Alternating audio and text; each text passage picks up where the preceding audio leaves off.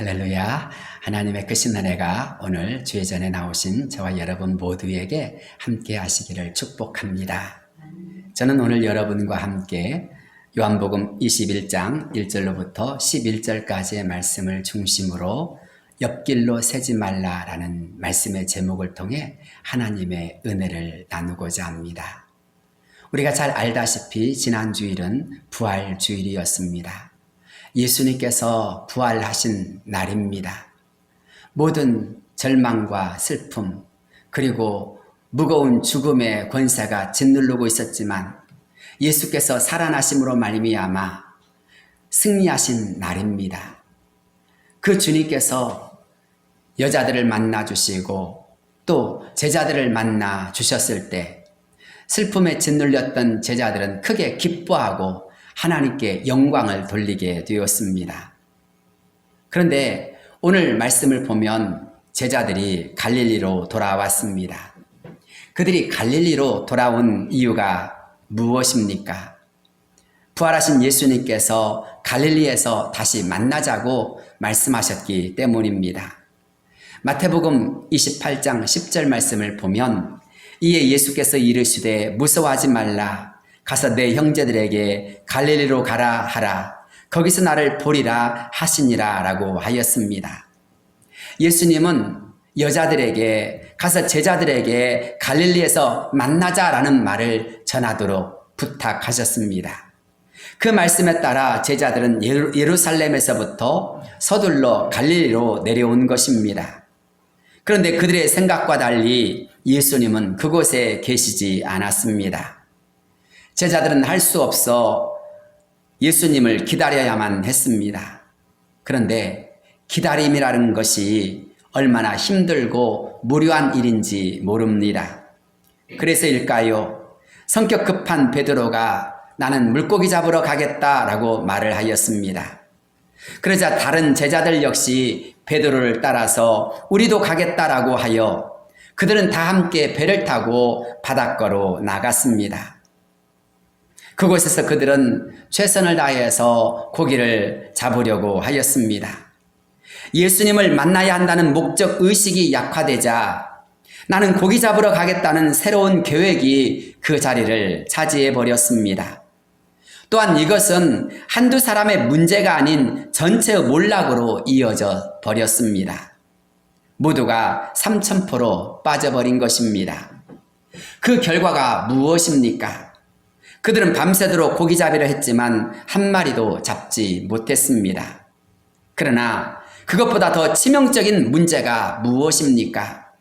4절 말씀을 보면 날이 새어갈 때에 예수께서 바닷가에 서셨으나 제자들이 예수이신 줄 알지 못하는지라. 예수님은 분명 그들에게 다가오셨습니다. 날이 새어갈 때에 예수님은 바닷가에 서 계셨습니다. 하지만 예수님을 알아본 제자들은 단 한 사람도 없었습니다. 누구보다 사랑하고 기다리고 만나보고 싶은 분이 있다면 그분이 누구이겠습니까? 바로 예수님입니다. 바로 예수님 때문에 그들이 이곳에 온 것이 아닙니까? 그런데 예수님이 오셨음에도 불구하고 그때 제자들은 무엇을 하고 있었습니까? 다른 일을 하고 있었습니다. 예수님이 그 자리에 서셨지만 예수님을 알아본 제자들은 아무도 없었습니다. 그런데 이런 모습이 혹시 우리의 모습이지는 않습니까? 우리도 본질이 아닌 비본질적인 것에 이끌리거나 가장 중요한 순간 엉뚱한 것에 집중하다가 힘을 낭비하고 있지는 않습니까? 예배를 생각해 보십시오. 우리는 흔히 예배를 하나님을 경배하고 섬기는 시간으로 또 하나님을 만나는 시간이요 하나님의 뜻을 아는 시간으로 알고 있습니다. 그래서 우리는 하나님께 영과 진리로 예배를 드리기 위해 힘을 쓰며 또 예배에 최선을 다하고자 합니다. 그런 예배를 드릴 때 우린 은혜를 받고 기쁨이 충만함을 느낍니다. 예배 시간이 마치 나를 위한 시간이요 예배 시간이 너무 짧다는 생각도 듭니다. 그런데 예배에 집중하지 못하면 어떻게 됩니까? 예배에 집중하지 못한 사람일수록 각종 잡념과 원망과 불평, 피곤함에 이끌리는 것을 보게 됩니다. 그런 순간 그 예배는 지루해지고 허전함 속에 교회를 나서게 됩니다. 그래서 예배에 실패하거나 삶에서 넘어지며 경건의 능력을 잃고 방황하는 악순환이 계속됩니다. 중요한 때일수록 또 의미 있는 시간일수록 우리는 끝까지 해야 할 일이 있습니다. 그것이 무엇입니까? 집중력을 잃지 않는 일입니다. 그렇습니다. 집중력의 문제입니다. 성경에 나오는 몇 사람을 생각해 보십시오. 창세기 22장에 아브라함은 하나님의 명령에 따라 독자 이삭을 데리고 모리아산으로 갔습니다. 번제로 아들을 드리라는 말씀 때문이었습니다. 그런데 종들에게 말하는 아브라함을 보십시오. 이 아브라함이 종들에게 이르되 너희는 나귀와 함께 여기서 기다리라. 내가 아이와 함께 저기 가서 예배하고 우리가 너희에게로 돌아오리라 하고, 또 번제할 어린 양은 어디 있나이까를 묻는 아들 이삭에게 아브라함은 어떻게 대답합니까? 아브라함이 이르되 내 아들아, 번제할 어린 양은 하나님이 자기를 위하여 친히 준비하시리라. 아브라함은 오직 하나님의 뜻에 순종하여 제단을 쌓고 아들을 번제로 드리는 일에 최선을 다하고 있습니다. 그 일이 복을 받는 일이라든지 하나님을 만나는 일이라든지 그런 것이 아닙니다. 자신의 아들을 죽여야만 하는 너무나도 혹독한 자리인 것입니다. 그러나 아브라함은 그곳에서 오직 하나님을 믿고 하나님께 최선을 다하여 그 번제에 집중합니다.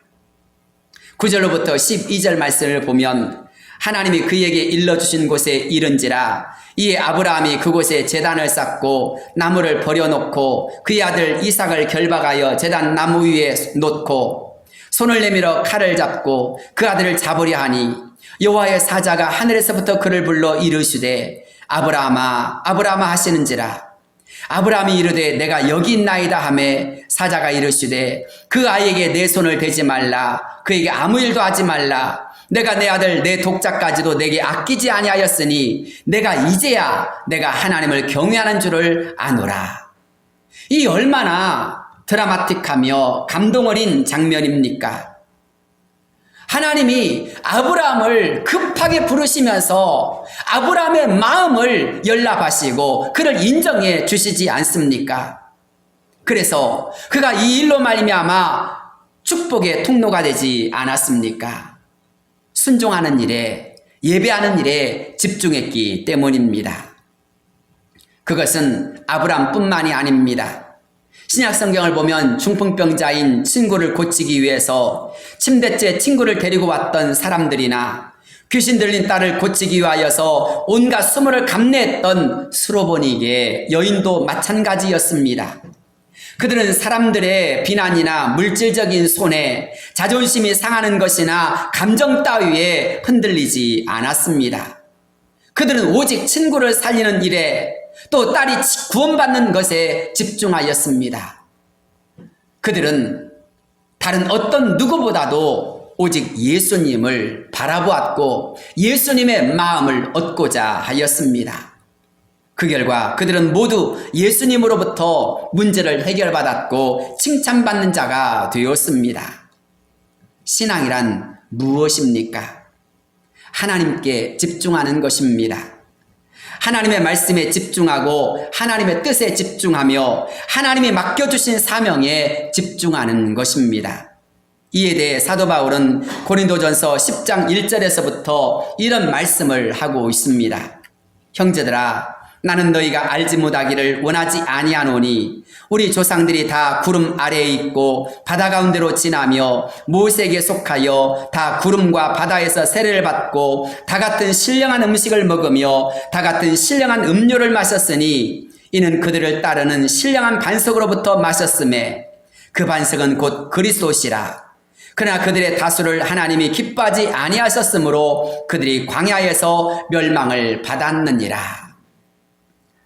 출애굽한 이스라엘 백성들이 광야에서 멸망한 이유가 무엇입니까? 7절 말씀부터 읽어보면 이렇게 말씀하고 있습니다. 그들 가운데 어떤 사람들과 같이 너희는 우상 숭배하는 자가 되지 말라. 기록된 바 백성이 앉아서 먹고 마시며 일어나서 뛰논다 함과 같으니라. 그들 중에 어떤 사람들이 음행하다가 하루에 23,000명이 죽었나니 우린 그들과 같이 음행하지 말자. 그들 가운데 어떤 사람들이 주를 시험하다가 뱀에게 멸망하였나니 우린 그들과 같이 시험하지 말자. 그들 가운데 어떤 사람들이 원망하다가 멸망시킨 자에게 멸망하였나니 너희는 그들과 같이 원망하지 말라. 그들에게 일어난 이런 일은 본보기가 되고 또한 말세를 만난 우리를 깨우치기 위하여 기록되었느니라. 이스라엘 백성들이 적과 꿀이는 가나안 땅에 들어가기 위해선 반드시 광야를 통과해야만 합니다. 그런데 이스라엘 백성들이 40년 동안 광야에서 어떻게 살았습니까? 구름 기둥과 불 기둥 속에서 하나님의 인도하심과 보호하심을 받았습니다. 하나님이 친히 그들과 함께하여 주셨음을 그들은 보며 살았습니다. 또한 반석에서 나는 생수를 마시고 하나님 주시는 만나를 먹으면서 생활했습니다. 그것은 한마디로 기적이자 측량할 수 없는 하나님의 은혜였습니다. 그런데 그들이 그렇게 만나를 먹으면서 반석에서 나오는 생수를 마시면서 구름 기둥과 불 기둥의 인도함을 보면서도 정작 했던 일은 무엇입니까? 그들은 광야에서 금송아지를 만들어 우상을 숭배했습니다. 음행하다가 23,000명이 죽기도 하였고 주를 시험하다가 불뱀에 물려 죽기도 하였으며 하나님을 원망하다가 멸망을 당하기도 하였습니다. 한마디로 하나님의 은혜에 집중하지 못했기 때문입니다. 하나님의 사랑, 하나님의 능력, 하나님의 말씀에 집중하지 못했기 때문에 결국 이스라엘 백성들은 광야에서 죽어갔습니다. 모든 세대 교체를 당하고 말았습니다. 그런데 그때 승리한 사람이 누구입니까? 여호수아와 갈렙뿐입니다. 그들은 오직 하나님을 바라보았고 하나님의 능력에 집중하였습니다. 모든 사람들이 하나님을 거역하고 한 지도자를 세우고 다시 애굽으로 내려가자라고 하는 그런 순간 속에서도 아니 모든 사람들이 그들에게 달려들어서 돌을 들어 던지려고 하는 그런 죽음의 급박한 순간에서조차 그들은 이렇게 외쳤습니다. 그들의 신은 그들에게서 떠났고 하나님은 우리와 함께 계시느니라. 너희는 하나님을 거역하지 말라 라고 그들은 오직 하나님만을 집중하며 하나님만을 의지하며 하나님께 나아갔습니다. 사랑하는 성도 여러분, 하나님의 능력에 집중했던 여호수아와 갈렙, 하나님의 사랑과 하나님의 비전에 집중하였던 여호수아와 갈렙은 결국 적과 꿀이는 가나안 땅의 주인공이 되었습니다. 그렇습니다. 집중력의 결과가 이렇게 엄청난 차이를 불러일으키는 것입니다. 그렇다면 집중력을 잃지 않고 끝까지 신앙으로 승리하기 위해선 우리가 어떻게 해야 할까요? 간단합니다. 우리의 목적과 사명을 분명히 하고 최선을 다하는 것입니다. 사도 바울이 그 좋은 예입니다. 사도 바울은 빌립보서 3장 10절로부터의 말씀에서 이렇게 그의 심경을 고백합니다. 내가 그리스도와 그 부활의 권능과 그 고난의 참여함을 알고자 하여 그의 죽으심을 본받아 어떻게 했어든지 죽은 자 가운데서 부활에 이르려 하노니 내가 이미 얻었담도 아니요 온전히 이루었담도 아니라 오직 내가 그리스도 예수께 잡힌 바 된 그것을 잡으려고 달려가노라. 형제들아, 나는 아직 내가 잡은 줄로 여기지 아니하고 오직 한 일, 즉 뒤에 있는 것은 잊어버리고 앞에 있는 것을 잡으려고 표대를 향하여 그리스도 예수 안에서 하나님이 위에서 부르신 부름의 상을 위하여 달려가노라. 사도 바울은 어떤 사람입니까? 한마디로 자랑할 거리가 많은 사람입니다. 가진 것이 많은 사람이었습니다. 하지만 그는 이 모든 것을 다 배설물로 여겨버렸다고 하였습니다. 심지어 자신에게 유익하던 것조차 해로 여겼다고 하였습니다. 그가 어떤 삶을 살았습니까? 주님을 위하여, 복음을 위하여 최선을 다한 삶을 살았습니다. 그는 수많은 사람들에게 복음을 전하였고 가는 곳곳마다 교회를 세우는 자가 되었습니다. 수많은 선교의 열매가 여기저기에서 맺어졌고 그로 인하여서 사도 바울은 유명한 자가 되었습니다. 그런데 그가 뜻밖에도 이런 고백을 합니다. 뒤에 있는 것은 잊어버리고 앞에 있는 것을 잡으려고 나는 표대를 향하여 달려간다 라고 하였습니다. 왜 그렇습니까? 그에게는 뚜렷한 목적이 있기 때문입니다. 그 목적이 무엇입니까? 내가 그리스도와 그 부활의 권능과 그 고난의 참여함을 알고자 한다는 것입니다. 예수님을 더 알고 싶은 마음, 예수님의 능력을 더 받고 싶은 마음, 어쩌든지 주님의 마음을 알고 주님의 은혜에 동참하고 싶은 마음이 그의 중심인 것입니다. 그래서 그는 어떻게 하든지 죽은 자 가운데서 부활에 이르려 한다고 합니다. 죽을지라도 다시 살아나는 그 삶을 그는 살고 싶어 하는 것입니다. 그래서일까요? 그는 뒤에 있는 것은 다 잊어버립니다.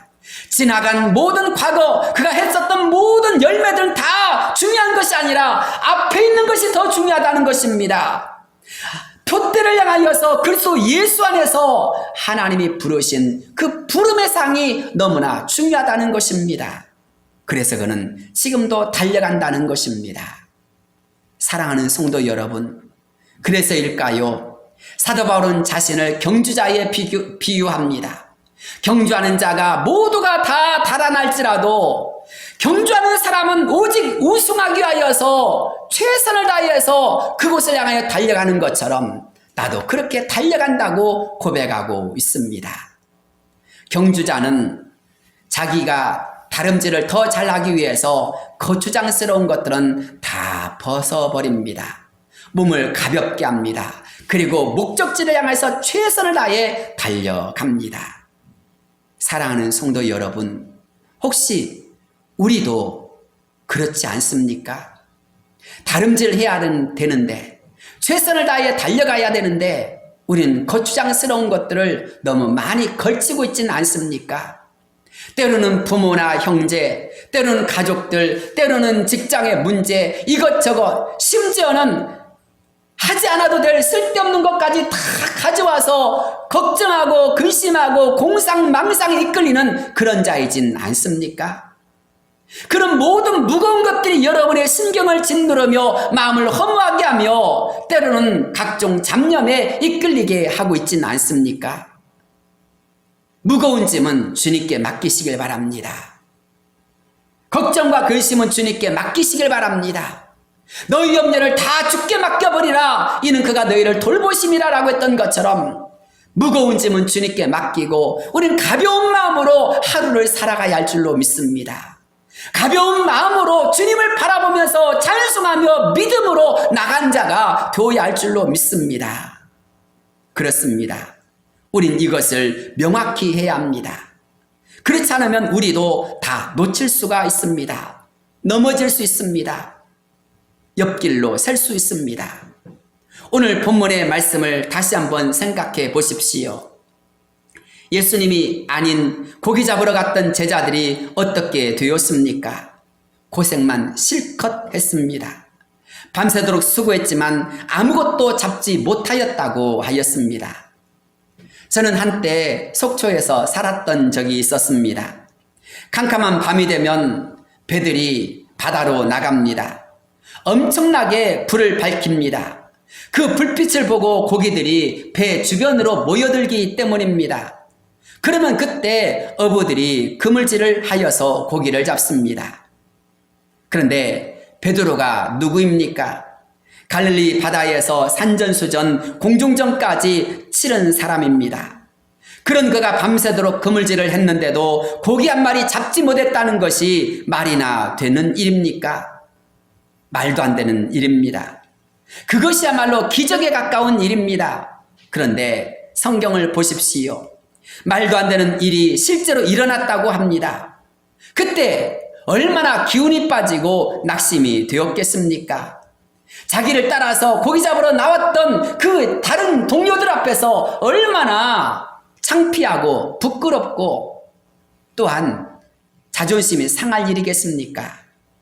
그런데 그때 주님께서 그물을 배 오른편에 던지라고 말씀하십니다. 고기를 잡을 수 있도록 주님께서 그들에게 긍휼을 베풀어 주신 것입니다. 그러자 그 말에 순종한 제자들에게 놀라운 일이 일어났습니다. 물고기가 많아 그물을 들 수 없을 정도로 엄청난 고기가 잡힌 것입니다. 밤새도록 쓰고 있는데도 불구하고 아무리 해도 노력해도 아무리 해도 안 되던 그 일이 순식간에 해결돼 버린 것입니다. 상상도 할 수 없는 일이 순종 그 한 번에 놀랍게도 모든 것이 이루어진 것입니다. 그런데 이런 일이 오늘 처음 있었던 일입니까? 아닙니다. 누가복음 5장 1절부터의 말씀을 보면 베드로가 예수님을 처음 만났을 때도 똑같은 일이 있었습니다. 그것이 계기가 되어서 그들이 주님을 따르지 않았습니까? 그렇습니다. 그들이 예수님의 부름을 받고 제자가 되었던 것도 바로 그런 똑같은 기적이 있었기 때문입니다. 그런 일을 하실 수 있는 분, 또 그런 일을 통해서 자신이 누구신 줄 깨닫게 하실 수 있는 분은 바로 예수님밖에 없습니다. 그래서 베드로가 주님 앞에 엎드려서 주여 나는 죄인으로소이다 나를 떠나소서라고 하지 않았습니까? 베드로는 그때 이분이야말로 하나님이시구나 메시아이시구나라고 하는 것을 철저하게 깨달으면서 주님 앞에 나는 죄인입니다 나를 떠나소서라고 고백한 것입니다. 그런데 그때와 똑같은 일이 갈릴리 바다에서 재현되어지고 있습니다. 이런 기적을 베푸신 주님의 뜻이 무엇일까요? 단지 고기나 잡으라라고 하는 그런 목적이었을까요? 아닙니다. 주님께서는 처음 베드로를 만나셨을 때와 같이 다시 그들이 주님을 알아보기를 원하셨습니다. 주님이 어떤 분이신가를 그래서 다시 처음 믿음으로 첫 사랑으로 돌아가기를 원하셨던 것입니다. 제자들이 어떤 사람들입니까? 또 그들이 왜 이 곧 갈릴리 바다에 왔습니까? 바로 주님을 만나기 위해서인 것입니다. 그렇다면 가장 중요한 순간, 가장 중요한 것에 집중해야 했을 것입니다. 하지만 제자들은 다른 곳으로 딴짓을 하고 있었습니다. 가장 중요한 순간에 가장 중요한 곳에 왔음에도 불구하고 딴짓하고 있는 그들을 주님은 불쌍히 여기신 것입니다. 주님은 오늘 또 엉뚱한 곳에서 엉뚱한 짓을 하는 사람들을 매우 안타까워 하십니다. 그들이 빨리 주님의 뜻을 깨닫고 주님께 돌아오기를 주님은 그 누구보다 원하십니다. 그래서 그들에게 끊임없이 말씀하시고 기적을 베푸시고 은혜를 공급해 주시는 것입니다. 그래서 그들로 하여금 온전히 주님만이 나의 전부임을, 주님만이 최고임을 알기를 원하신 것입니다. 그런데 이 사실을 제일 먼저 누가 깨달았습니까? 사랑받았던 제자 사도 요한이었습니다. 그는 예수님의 제자들 가운데 가장 나이 어린 사람이었습니다. 하지만 그는 누구보다 주님에 대한 사랑과 추억이 많은 제자였습니다. 나이가 문제가 아니라는 것입니다. 그의 온몸과 중심이 예수님으로 채워져 있었기 때문입니다. 그렇습니다. 지난주에 말씀드렸던 것처럼 우리의 온몸과 마음이 주님으로 채워져 있어야 합니다. 그래야만 더 빨리 주님의 은혜에 이끌리며 주님을 기억할 수 있기 때문입니다. 그럴 때 우리는 주님의 임재를 빨리 깨닫게 되어지고 주님께 더 집중할 수 있습니다. 그래서 이런 사람은 찬송을 하다가도 또는 말씀을 읽다가도 기도를 하다가도 나와 함께 하신 주님의 임재를 깨달으며 나를 사랑하신 주님 앞에, 나를 도우시는 주님 앞에 감격하고 감사하게 되어집니다. 그래서 뜨거운 눈물을 흘리면서 하나님 한 분밖에 없다고 고백을 하게 됩니다. 사랑하는 성도 여러분, 주님의 임재가, 주님의 사랑이 느껴지는 사람들은 얼마나 행복하고 감사한지 모릅니다. 그래서였을까요? 153마리의 큰 물고기를 잡는 사건이 일어나자마자 사도 요한은 주님이시다라고 외쳤습니다. 그 순간 다른 제자들도 깜짝 놀라서 주님께 반응하기 시작하였습니다. 성격 급한 베드로는 겉옷을 걸치자마자 바다로 뛰어들어 예수님께로 달려갔습니다. 다른 제자들은 급한 대로 일을 마무리하며 주님께 달려왔습니다. 그렇습니다. 이것이 중요합니다. 예배는 주님을 향하여 달려가는 것입니다. 아니, 우리를 기다리고 계신 주님께 나아가 주님을 만나는 것입니다. 주님과 교제하는 것입니다. 그래서 나와 함께 하신 주님으로 채워지는 것이 바로 예배인 것입니다. 주님을 만난 자들마다 그들이 가지고 있던 문제가 다 해결되었습니다. 어떤 사람은 질병의 문제가 해결되었습니다. 어떤 사람은 귀신의 문제가 해결되었습니다. 어떤 사람은 인생의 고질적인 문제가 해결되기도 하였습니다. 심지어 나인성 과부의 아들은 살아나기도 하였고, 죽은 지 나흘이나 되어 이미 썩게 되어졌던 나사로는 다시 살아나서 그 가족의 품에 안기게 되었습니다. 그래서일까요? 주님 계신 곳에는 생명의 역사가 있었습니다. 기쁨의 역사가 있었습니다. 찬양의 역사가 있었습니다. 인생이 새로워지고 가정이 새로워지고 주변이 새로워진 역사가 일어났습니다. 그렇습니다. 주님 계신 곳에는 늘 기쁨이 충만하고 은혜가 충만하고 감사가 충만합니다. 그런데 주님을 잃어버린 곳은 어떻습니까? 슬픔과 좌절과 피로와 실망이 끊임없이 이어집니다. 사랑하는 여러분, 혹시 마음이 공허하십니까? 혹시 여러분의 삶 속에 허전함이 밀려오진 않습니까? 외로움이 가득 차진 않습니까? 자신감이 점점 사라지고 있진 않습니까? 다시 주님을 만나야 합니다. 다시 은혜를 채워야 합니다. 다시 주님 앞에서 다시 한번 나를 만나러 주시는 주님을 발견할 수 있어야 합니다. 그럴 때 우리는 주님을 통하여서 내게 세임 주시는 주님, 나의 삶을 도우신 주님, 나의 삶의 새 역사를 이루신 주님으로 말미암아 우리는 큰 기쁨에 거할 수 있게 되어집니다. 그런 점에서 갈릴리는 주님이 계신 곳이자 주님과의 만남의 장소입니다. 성전이 곧 갈릴리요, 예배하기 위해 무릎 꿇는 그곳이 바로 갈릴리입니다. 만약 여러분이 갈릴리에 왔다면 한눈 팔지 마십시오. 유혹에 이끌리거나 딴전을 피우지도 마십시오. 아무리 그럴듯한 일이 있다 할지라도, 아무리 속상하게 하는 일이 있다 할지라도 그런 것에 마음을 빼앗기지 마십시오. 오직 우리의 중심을 흐트러뜨리지 말고 예배에 집중하고 주님께 집중할 수 있기를 바랍니다. 그런 사람들이, 그런 예배가 잠자는 신앙을 일깨우게 되어지고 무디어진 신앙을 날카롭게 하는 예배가 됩니다. 또 그럴 때 그런 사람들이 주님을 만나게 됩니다. 우리가 예배를 드릴 때마다 듣는 말씀이 있습니다. 바로 예배의 부름 이사야 55장 2절부터의 말씀입니다. 너희가 어찌하여 양식이 아닌 것을 위하여 은을 달아주며 배부르게 하지 못할 것을 위하여 수고하느냐. 내게 듣고 들을지어다. 그리하면 너희가 좋은 것을 먹을 것이며 너희 자신들이 기름진 것으로 즐거움을 얻으리라. 너희는 귀를 기울이고 내게로 나와 들으라. 그리하면 너희의 영혼이 살리라. 내가 너희를 위하여 영원한 언약을 맺으리니 곧 다윗에게 허락한 확실한 은혜이니라. 배부르게 못할 것이 있다고 합니다. 그것을 위하여 수고하는 자가 있다고 합니다. 그러나 주님께서는 그런 사람들을 향하여서 헛고생하지 말고 진짜인 주님의 말씀을 들으라고 말씀하고 있습니다. 진짜 생명의 양식이 따로 있다고 합니다. 좋은 것이 있고 기름진 것이 있다고 합니다. 그런 것을 먹으면 우리의 영이 살아난다고 말씀합니다. 다윗에게 주신 확실한 은혜를 우리에게도 주실 것을 약속하고 있습니다.